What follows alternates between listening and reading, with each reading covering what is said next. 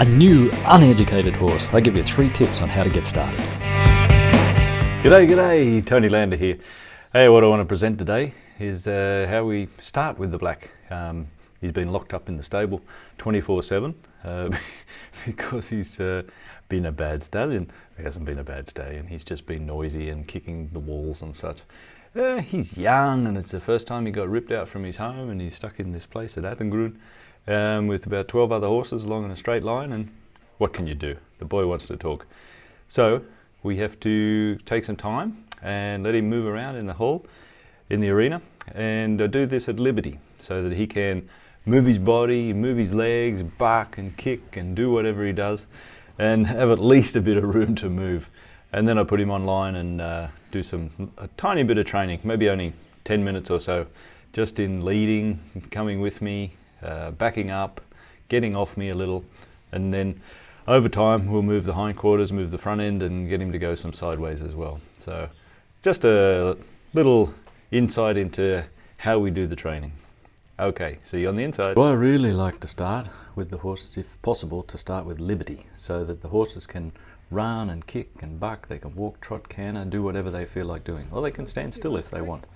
It's a little time for them to just relax in a bigger environment, out of the box or out of their little yard or wherever they are, and just, you can get to check out how they're feeling, what they're thinking about, where they're heading.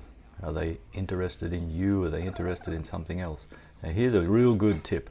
Let your horse investigate stuff. Like, find some stuff that it doesn't matter if they bite it and move it or put their leg on it or something. So he's pretty interested in playing the drums. I think he might have a bit of a future as a drummer. And so we just let him play with these whips. But there's a point there where you sort of say, well, it is a whip that somebody wants, so maybe they have to move off.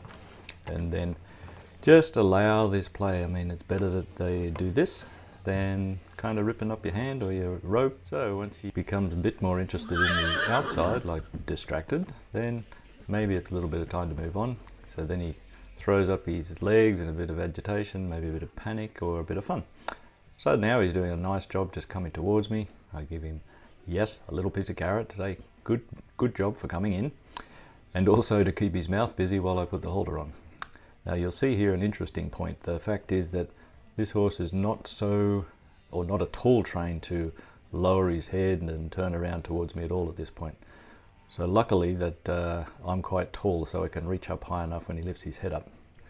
So now I'll put a little point on here that it's about getting attention, because right now there's a horse walking by the hall, and he gets a bit distracted, a lot distracted. So what I have to do, I haven't even got the halter done up, so he wants to move. So I've got hold of the rope with my left hand, I've got hold of the end of the halter, the piece that I want to tie, and I just allow some drift and try and control the drift so he doesn't run off or anything else.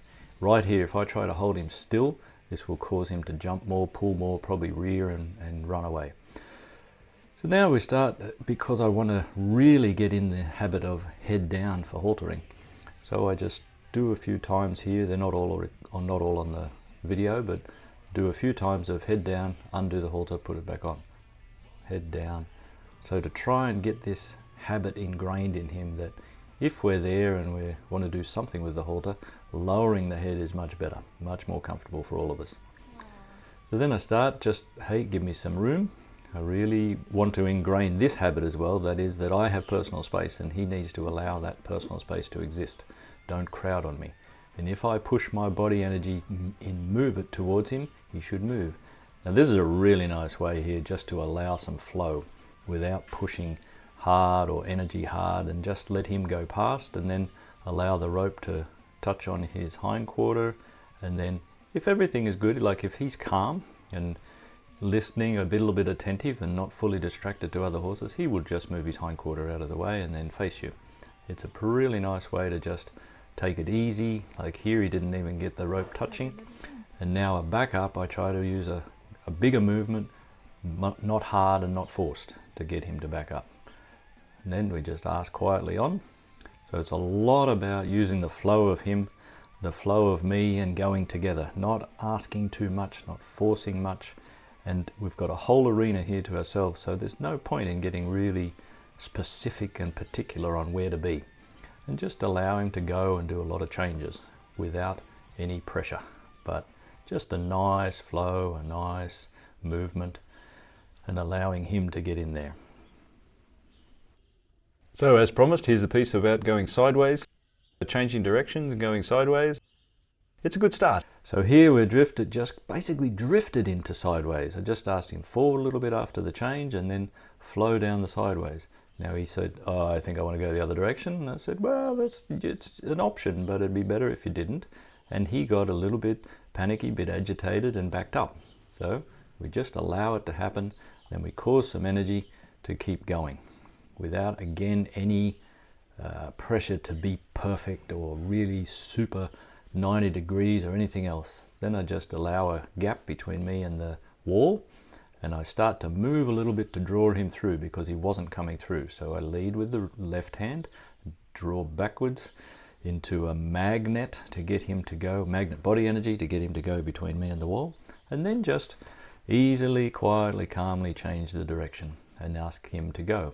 Now this way, of course, because it's to the open end of the arena and also up to his favorite windows where he sees himself, he's happy to flow along.